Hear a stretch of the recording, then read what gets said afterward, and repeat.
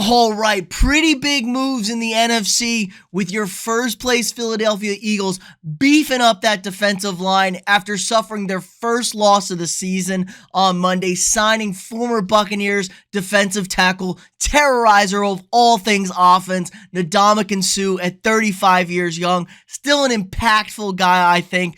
Really nice ad for the Eagles, and they are addressing some critical areas of need. They've been beefing up this defensive line ever since losing rookie defensive tackle Jordan Davis, who's been a rock-solid anchor in the middle there. They added Linval Joseph yesterday, so the Eagles really improving their worst unit on their team, that defensive line. I'm going to break down everything going on with the story, the implications moving forward for the rest of the NFL. But if you could first, drop a quick like on this video, hit that thumbs up, subscribe to the channel if you're not already. Daily videos every single weekday, but let's hop into it. So yes, Howie Roseman does it again, signed free agent defensive tackle Ndamukong Suh, most recently played with the Tampa Bay Buccaneers last season, won a Super Bowl with the Buccaneers in 2020 with Tom Brady, and he still has a good amount left in the tank, I think. Now, he's not going to be this guy he used to be, Heisman runner-up, absolute monster on the defensive line, wreaking havocs, but if you can plug this man in there for 10, 12, 15 plays a game maybe,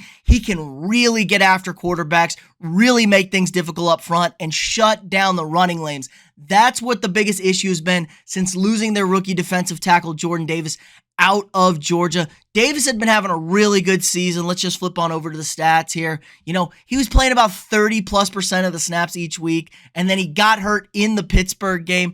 But really, he's just a massive load. Let's see if it has his splits right here, how big this man is. 6'6", 340, an absolute unit on the defensive line. Just makes things so difficult. And you've seen it the last 2 weeks against Houston and against Washington. This team has really struggled to stop the run, giving up about 160 yards a game. Now, they've been all right with yards per carry, but teams, especially Washington, have been leaning on that run game, keeping this Philadelphia offense off the field, which is the biggest problem. Philly's a high explosive offense, but sometimes with that high, fast-paced, explosive offense, you get some quick 3-and-outs, and if other teams can sit Jalen Hurts' ass on the bench and not make him feel comfortable and get into a rhythm and just bleed this clock out by pounding the rock, it really starts to make things difficult. So I got to give it to the Eagles here. They saw a weakness. They finally got blood drawn on them losing their first game, and Howie Roseman said, we're going right after it. They signed Linval Joseph 2 days ago, which is another nice ad. 34-year-old, solid nose tackle, played 14 games for the Chargers last year,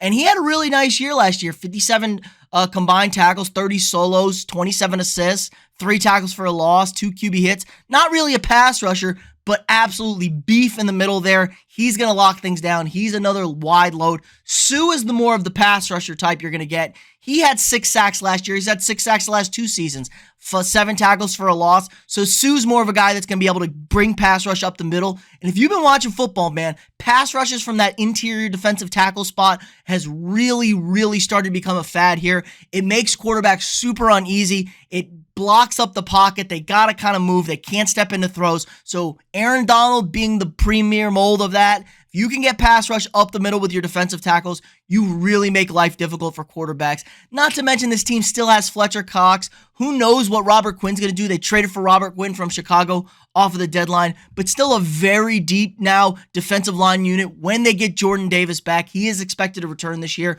Brandon Graham at the other defensive end, Javon Hargraves, Josh Sweat been really good for them. Really getting after quarterbacks. I like this team a lot. Now, they're real scary. They needed to address some things, and they addressed it real quick. So shout out to the Eagles.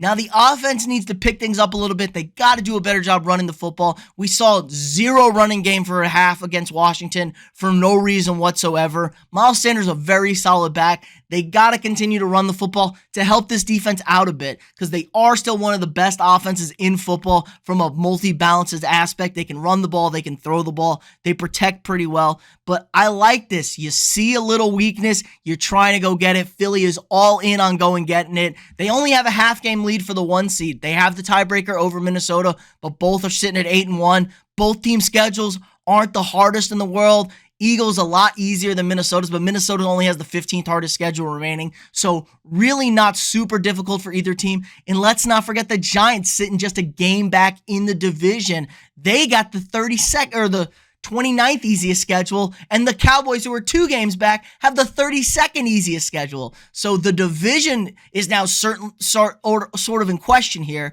I mean, we didn't think the Eagles were going to lose a game, maybe one late in the season, but you got tripped up at home against a pesky Washington team, and it's in the division, which hurts a lot because divisional tiebreakers are what win this division. So really interesting move here. I love this signing of Suh and Joseph to help address areas of need for Philadelphia. But let me know what you guys think in the comments below. Is this a meaningless sign? Is this just kind of 2 washed guys that aren't going to be really impactful? Who's winning the NFC? Who's winning the NFC East? Are the Eagles going to stay on top, or are they going to slip up to the Giants or the Cowboys? Again, let me know what you guys think in the comments below. Like this video, subscribe to the channel if you're not already, share this video with your friends, and I'll see you all tomorrow.